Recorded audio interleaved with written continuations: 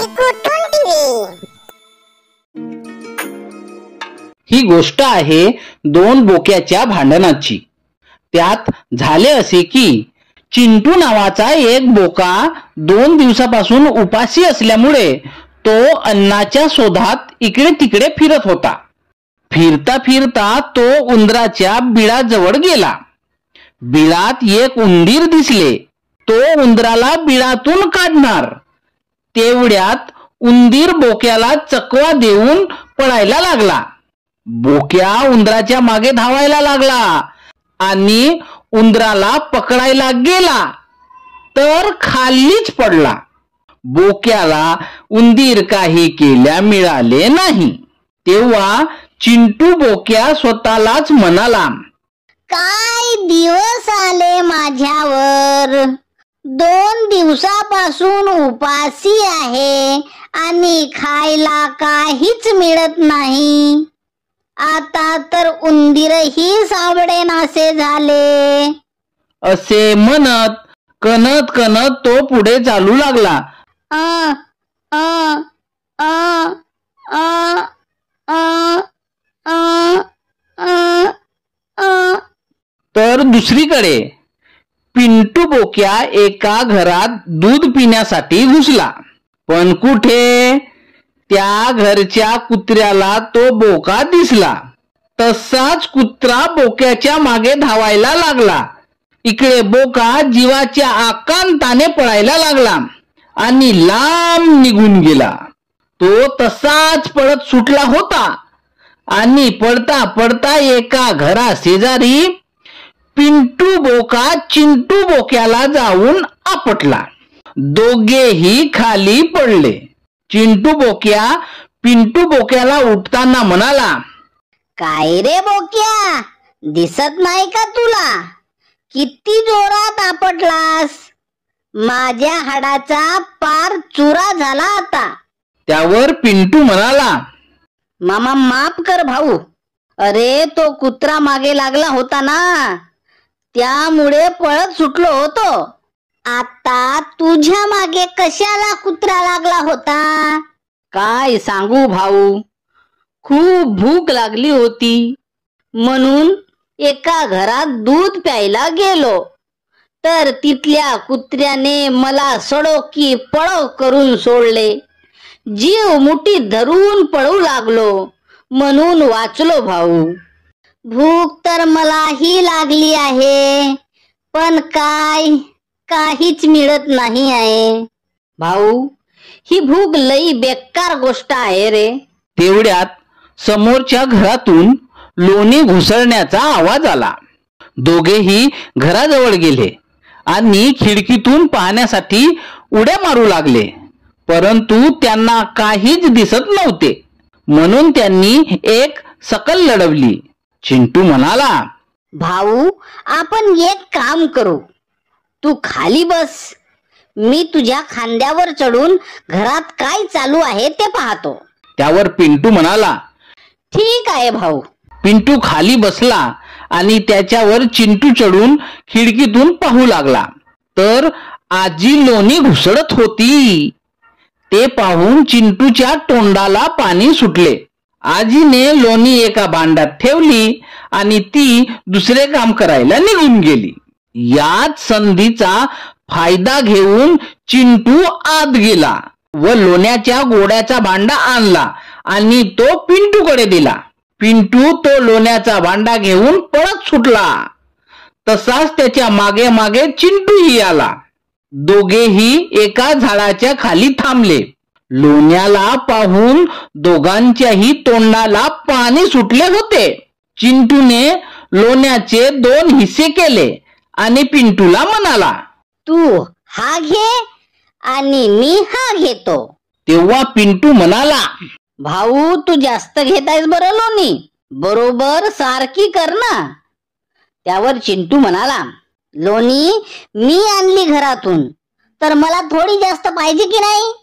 तसे कसे होईल भाऊ, लोणी आणण्यासाठी तू माझ्या पाठीवर बसून गेला होतास ना, म्हणून आता मला जास्त हवे आहे लोणी।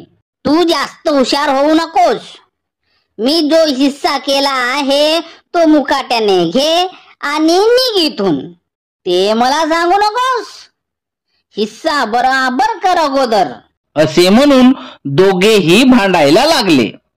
तेवढ्यात तिथून जात असलेल्या माकडाने दोन्ही बोक्याचे भांडण पाहिले आणि कशासाठी भांडतात म्हणून त्यांच्या जवळ गेला आणि पाहतो तर दोन्ही बोके लोण्यासाठी भांडत होते. लोण्याला पाहून माकडाच्याही तोंडाला पाणी सुटले. त्याने दोन्ही बोक्याला म्हटले, काय भावांनो, ह्या सुलभ गोष्टीसाठी असे भांडणे योग्य नाही बरं का. त्यावर चिंटू म्हणाला, ये माकडा, आमच्या दोघात येऊ नकोस. हा आमचा दोघाचा मामला आहे.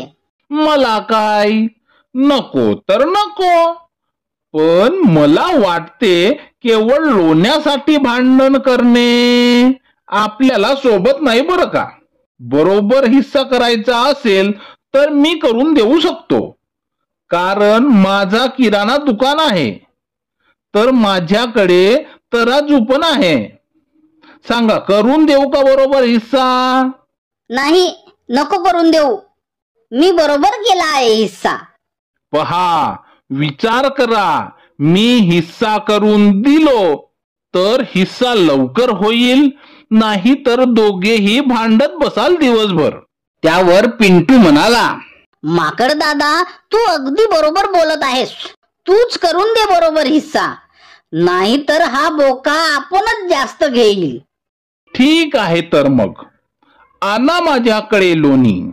माकडाने लोणी घेतली व तो तराजू मध्ये टाकू लागला आणि लोणीचे बरोबर हिस्से करू लागला. परंतु तराजू सारखा होत नसल्यामुळे ज्या बाजूकडे लोणी जास्त होती ती उचलून माकडाने गपकन खाल्ली.